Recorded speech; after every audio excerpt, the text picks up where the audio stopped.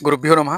మనం శిఖ ఎందుకుంటుందని చాలామంది అంటారు. శిఖ ఉండే ఏజ్ నార్మల్‌గా మనం చూడాలంటే 8-12 వయసు శిఖ పెడతారు. అప్పటి నుంచి వానప్రస్థం ఎప్పటి వరకు తీసుకోరో అప్పటి వరకు శిఖ ఉంటుంది. శిఖ ఉండడానికి అందరికన్నా 2 మహత్వం కారణం. అంటే ఇది వేదంలో సైన్స్ ప్రకారంగా చూస్తే విజ్ఞానం. శిఖ సైజ్ ఫస్ట్ ఎంతుంటుంది?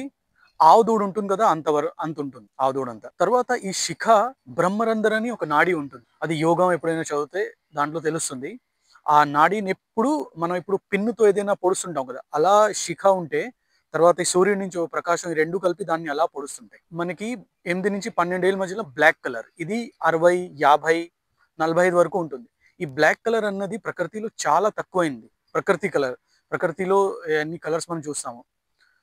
సన్ అంటే సూర్యుడు వచ్చే ప్రకాశంలో అందరికన్నా ఎక్కువ ఇది అబ్జార్బ్ చేస్తుంది. చేసి బాడీ ఏమో దీన్ని చల్లార్పరచుకోవడానికి చూస్తుంది. ఈ 2 ఎనర్జీ మధ్యన ఘర్షణ అవుతుంది. తర్వాత రెండో ఎనర్జీ ఏంటి? శిఖ సైజు టువర్డ్స్ గ్రావిటేషన్ అంటే గురుత్వాకర్షణ. అదెప్పుడు శిఖని లాగుతుంటుంది. శిఖ ఏమో కట్టి ఉంచుతుంది. దీనివల్ల కూడా ఒక ఎనర్జీ డెవలప్ అవుతుంది బాడీలో. ఇదే మ్యాగ్నెటిక్ ఫీల్డ్ అని అంటారు ఒకటి. ఈ రెండిటి వల్ల ఘర్షణ వచ్చిన వల్ల మనకి తిన్నప్పుడు డ్రౌజీనెస్ వస్తుంది. లేజీనెస్. తర్వాత ఆడవాళ్ళకి కూడా ఈ శిఖ ఎవరు కట్టుకొని ఉంచుకుంటారో, ఇంకా ఎవరు జుట్టు వదిలి ఉంచుకుంటారో వీళ్ళిద్దరి మధ్యలో అపచ్ అని ఒక ప్రాబ్లమ్ ఉంటుంది. అంటే కడుపులో డైజెషన్. ఎవరు ఎక్కువ కట్టుకొని ఉంచుతారో శిఖని వాళ్ళకి డ్రౌజీనెస్ తక్కువ ఉంటుంది. కృష్ణ అర్పణ.